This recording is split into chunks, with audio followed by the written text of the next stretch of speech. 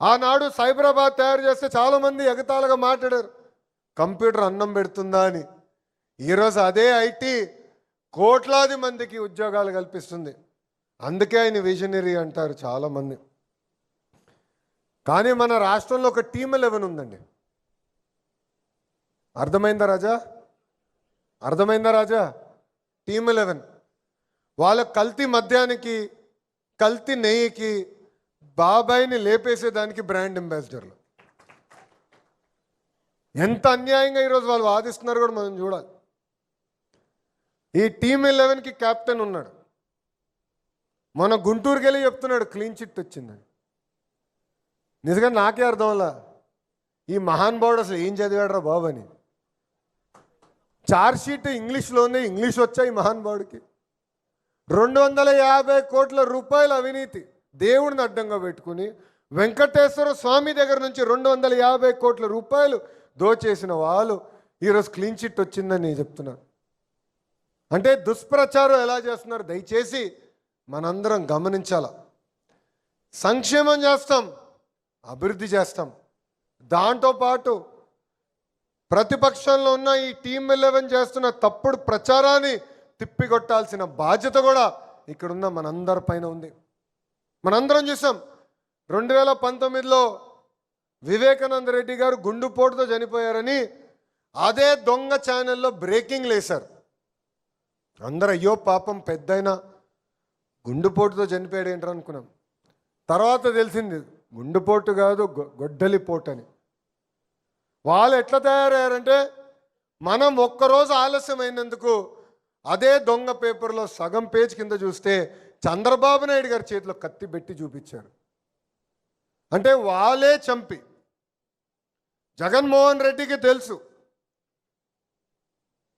వాళ్ళ వ్యక్తి, వాళ్ళ ఎంపీ అవినాష్ రెడ్డి చంపాడని తెలుసు.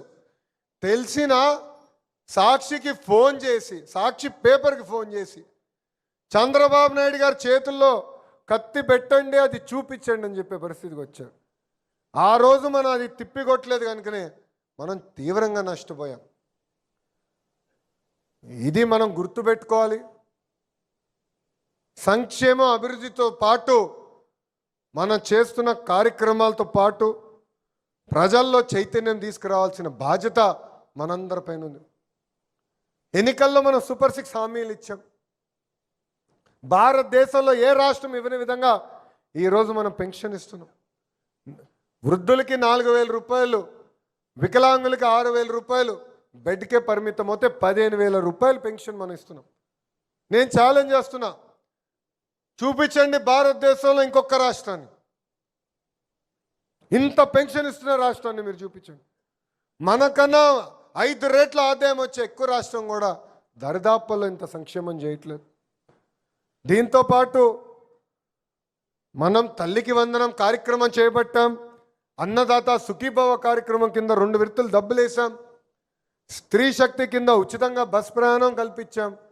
దీపం పథకం ద్వారా ఉచితంగా గ్యాస్ సిలిండర్లు అందజేస్తున్నాం. మూసేసిన అన్న క్యాంటీన్ తిరిగి ప్రారంభించాం.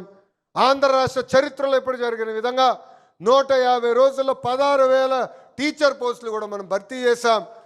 ఇక్కడ హోంమంత్రి గారి నాయకత్వంలో 6,000 మంది కానిస్టేబుల్ పోస్టులు కూడా మనం భర్తీ చేస్తాం జరిగింది.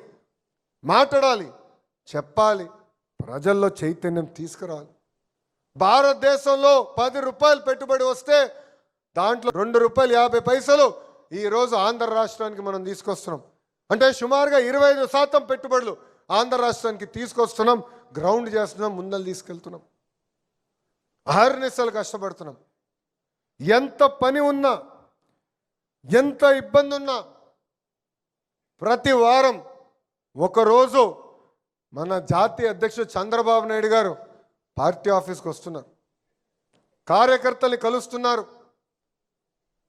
వాళ్ళ మనసులో సమస్యలు ఉంటే తెలుసుకుని పరిష్కరిస్తున్నారు. ప్రతిరోజు ఒక మంత్రి వస్తున్నారు, ఇక్కడ వచ్చిన కార్యకర్తలు కలుస్తున్నారు, పార్టీ ఇచ్చిన కార్యక్రమాలు ముందలు తీసుకెళ్తున్నారు. అంటే ఒక మెసేజే కాదు, ఒక బాధ్యతతో పార్టీ నంబర్ 1, పార్టీయే మన సొంతిల్లని అధికారంలో ఉన్న ప్రతి వ్యక్తి ఈరోజు ఒక బాధ్యతగా పనిచేస్తాం జరుగుతుంది.